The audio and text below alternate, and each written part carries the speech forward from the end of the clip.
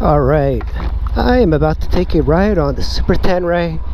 I have not ridden this one in a few weeks. And I just finished changing the shaft drive oil seal, so I'm curious to see if it's going to leak again. So that's the reason I want to take a quick ride. All of this is oil from the shaft drive that's been slowly leaking. Today in this video I'm going to show you how to pull it out and how to change that bearing or that seal in there. This seal right here, that's what we have to remove. This is the seal. This is a Yamaha. This is at 93102-70004. So there is a little bit of a backing of metal in this seal.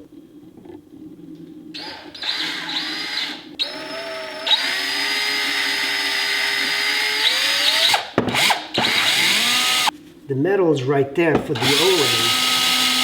So this is the screws I'm going to be using. It's a sheet metal screw.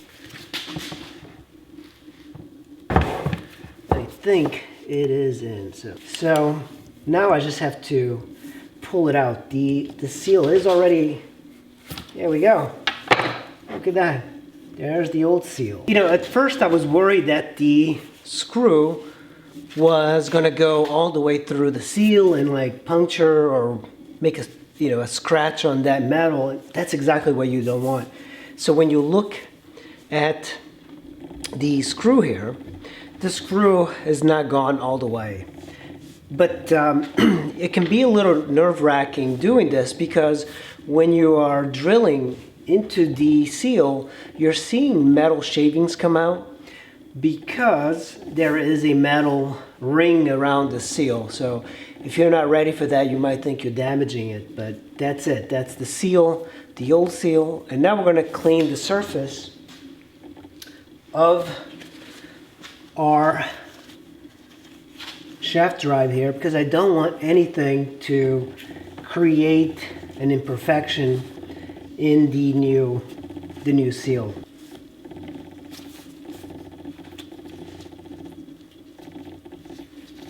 To have one of these jars. This particular size will work here to drive the seal into place.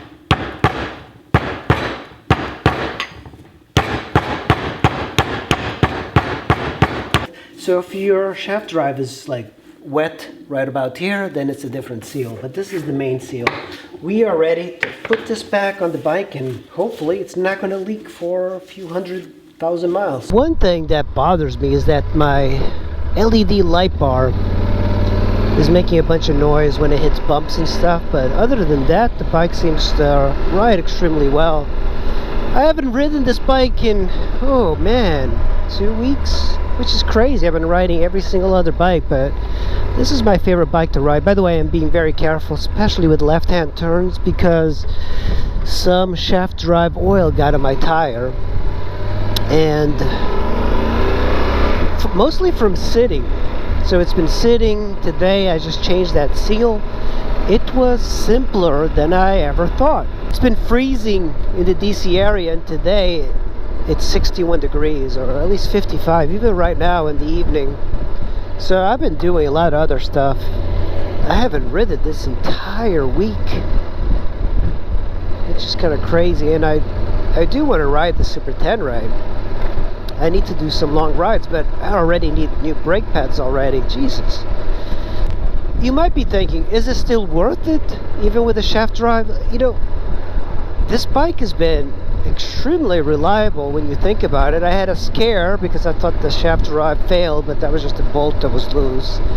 And then this main seal, I think even if you were to take it to a shop, it might be less than $100 to do. I don't know, maybe they think it's more complicated, but it didn't take very long once you figured it out. So I was thinking about it. It's like, God damn it, why do I have to do this seal? Why is it leaking? And then I think, okay, with 70,000 miles on any other bike, I would have had to change the chain 3 or 4 times. 3 or 4 times, that's like $200 per, probably a little bit more, like maybe $250 per chain. So you can see right off the bat, the shaft drive does save you money in the long run. In Oklahoma, I had to get like I got a rear, a front sprocket and a chain for the V-Strom, and that was like $250. So it's more than $250 to get a chain at a shop done.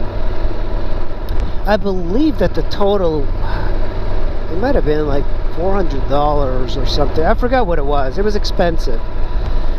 The chain itself was like $250. So if you do it yourself, even if you do it yourself, it costs more to do than just to fix a seal like this once in a while. So I'm very happy with the Super tenere.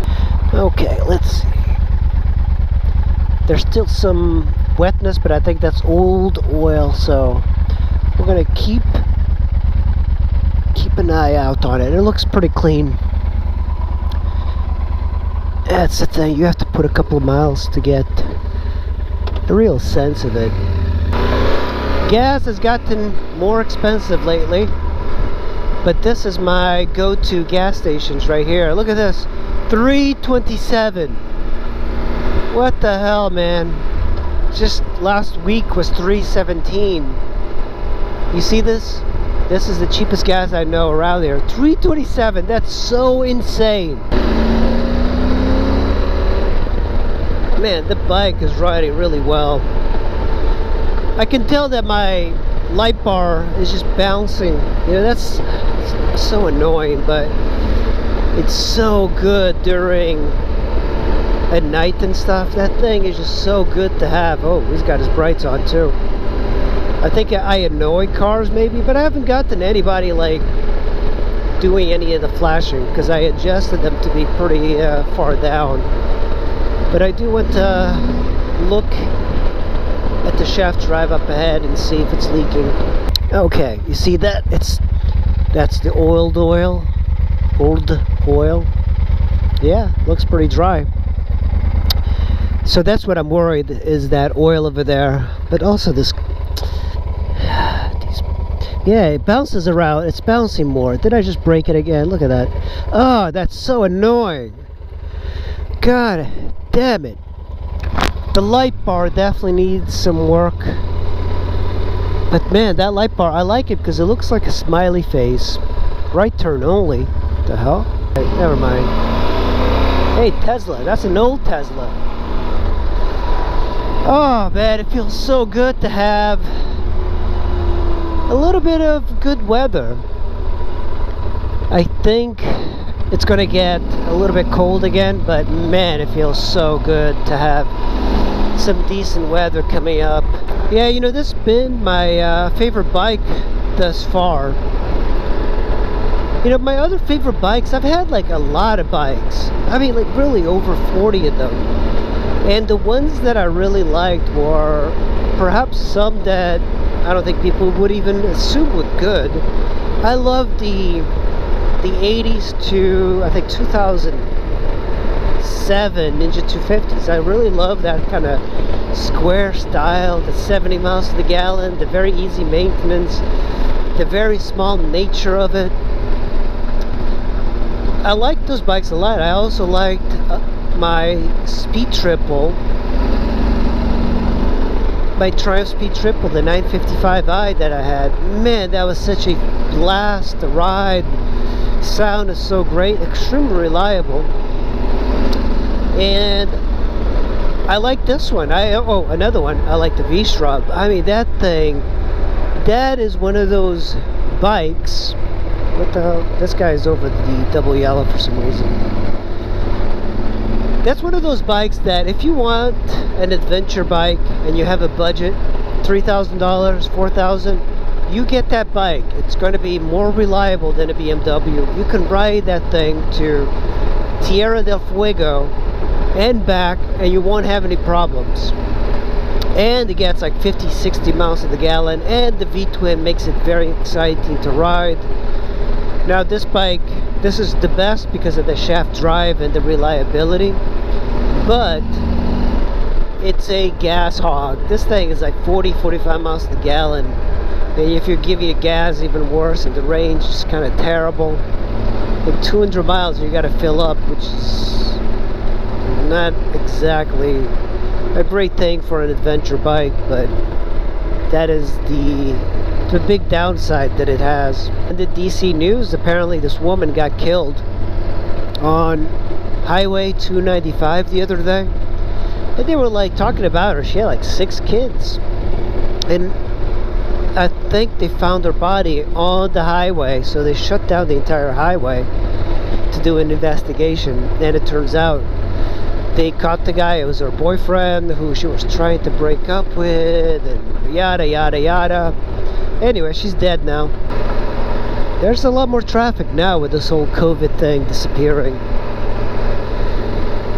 Oh boy. Man, I remember when the pandemic first hit, there was nobody on the road. I loved it. It was the best. I could like ride on the Beltway. Now they started patrolling the Beltway again because, I mean, people were going crazy with speed. So many people just like killing themselves because they can't control their cars. But now, man, I never thought I would say it, but yeah, I'm kind of glad that the police is back. People are forgetting that whole entire defund the police stupidity. They are paying the police again. But that was a crazy time that society has lost their collective minds. I think we're gonna look back at this time and go like, what the hell were we thinking? I hope you all remember witch burnings, because when I think back to witch burnings, I go like, yeah, that wasn't us, that was like a prehistoric humans. And then I think, no, these are the same people. They're just wearing different hats. I'm kind of stuck here. The cops won't bother me.